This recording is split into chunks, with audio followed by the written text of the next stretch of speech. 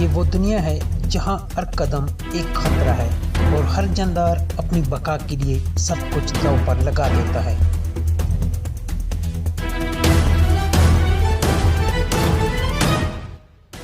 خوش آمدید اس جنگل کی دنیا میں جہاں قانون انسان نہیں بناتا بلکہ بھوک اور جبلت بناتی ہے۔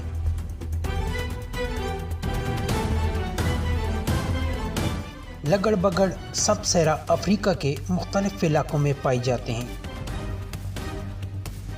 یہ گھاس کے میدانوں، جنگلات اور نیم صحراؤں میں بآسانی زندہ رہتے ہیں۔ یہ بڑے اور منظم جھنڈوں میں رہتے ہیں جن کی قیادت زیادہ تر مادائیں کرتی ہیں اور یہ ایک دوسرے سے آوازوں اور خوشبو کے ذریعے رابطہ کرتے ہیں۔ اگرچہ انہیں اکثر مردار خور سمجھا جاتا ہے لیکن حقیقت میں یہ انتہائی ماہر شکاری ہیں۔ ان کے جبڑے اتنے طاقتور ہوتے ہیں کہ وہ ہڈیوں کو بھی توڑ دیتے ہیں اور ان کے اندر موجود غذائی اجزاء حاصل کر لیتے ہیں۔ ایسے سخت ماحول میں بقا کا دار و مدار صرف طاقت پر نہیں بلکہ ٹیم ورک پر ہوتا ہے۔ لگڑ بگے عام طور پر بھینس جیسے بڑے جانوروں پر حملہ نہیں کرتے کیونکہ یہ بہت خطرناک ہوتا ہے، لیکن جب بھوک شدید ہو یا کوئی کمزور بچہ الگ ہو جائے تو وہ موقع سے فائدہ اٹھا لیتے ہیں۔ یہ وہ لمحہ ہوتے ہیں جہاں خطرہ بھی ہوتا ہے اور امید۔ لگڑ بگے شکار میں رفتار سے زیادہ برداشت اور مسلسل کوشش پر انحصار کرتے ہیں۔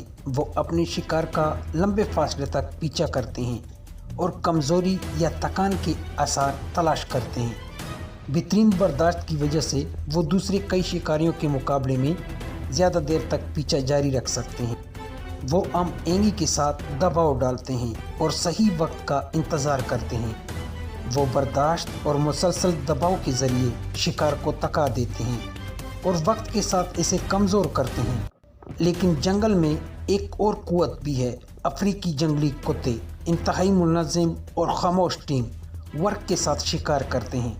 وہ برداشت اور درستگی پر انحصار کرتے ہیں اور شکار کے دوران بہت کم آواز نکالتے ہیں۔ وہ اپنے شکار جیسے ہرن کا گروہ کی صورت میں پیچھا کرتے ہیں اور ہر موڑ پر تیزی سے حکمت عملی بدلتے ہیں۔ یہ غلبے کے بارے میں نہیں بلکہ برداشت اور مذمت کے بارے میں ہے۔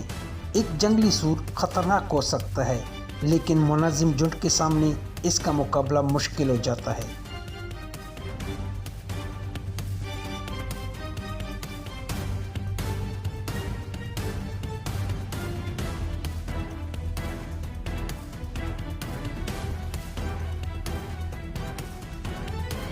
ان سب کے درمیان چیتا ایک تنہا اور انتہائی موافق شکاری ہے۔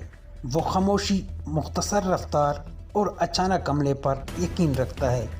ان سب کے درمیان چیتا ایک تنہا اور انتہائی موافق شکاری ہے۔ وہ خاموشی، مختصر رفتار اور اچانک حملے پر یقین رکھتا ہے۔ چیتے شکار کے لیے چپنے، صبر اور اچانک طاقتور حملے پر انحصار کرتے ہیں۔ ہرن تیز ہو سکتا ہے لیکن چیتا صبر، اعصابی اور ایک ہی بار میں شکار ختم کرنے کی صلاحیت رکھتا ہے۔ وہ بہترین چڑھنے والے ہوتے ہیں اور اپنے شکار کو درختوں پر کھینچ کر لے جاتے ہیں تاکہ دوسرے جانور اسے نہ کھا سکیں۔ چیتے اور جنگلی کتے اکثر ایک دوسرے کے قریب برداشت نہیں کرتے۔ جب وہ ایک ہی شکار یا مردار پر آتے ہیں تو نتیجہ تعداد، وقت اور حکمت عملی پر منحصر ہوتا ہے۔ کتے جھنڈ کی طاقت اور شور سے چیتے کو بھگانے کی کوشش کرتے ہیں۔ چیتا طاقتور ہونے کے باوجود اکیلا ہوتا ہے۔ کبھی چیتا ڈٹ جاتا ہے لیکن اکثر زخم ہونے سے بچنے کے لیے پیچھے ہٹ جاتا ہے۔ یہ مقابلے ظاہر کرتا ہے کہ فطرت میں بقا، مہارت، جرأت اور موقع پر کھڑا رہنے کی صلاحیت سے طے ہوتی ہے۔ اور جب سب ختم ہو جاتا ہے تو گدھے وہاں پہنچ جاتے ہیں۔ ان کی تیز نظر انہیں کئی کلومیٹر دور سے مردار تلاش کرنے میں مدد دیتی ہے۔ وہ اپنے پروں کو پلا کر اتارتے ہیں اور چند منٹوں میں باقیات صرف ہڈیوں میں تبدیل ہو جاتی ہے۔ یہ آسمان میں خاموش محافظ کی طرح نظام فطرت کو برقرار رکھتے ہیں۔ اگر آپ کو یہ ویڈیو پسند آئی ہو تو لائک، شیئر اور سبسکرائب کریں۔ ان کی سپورٹ ہمیں مزید جنگلی کہانیاں لانے میں مدد دیتی ہے۔ دیکھنے کا شکریہ۔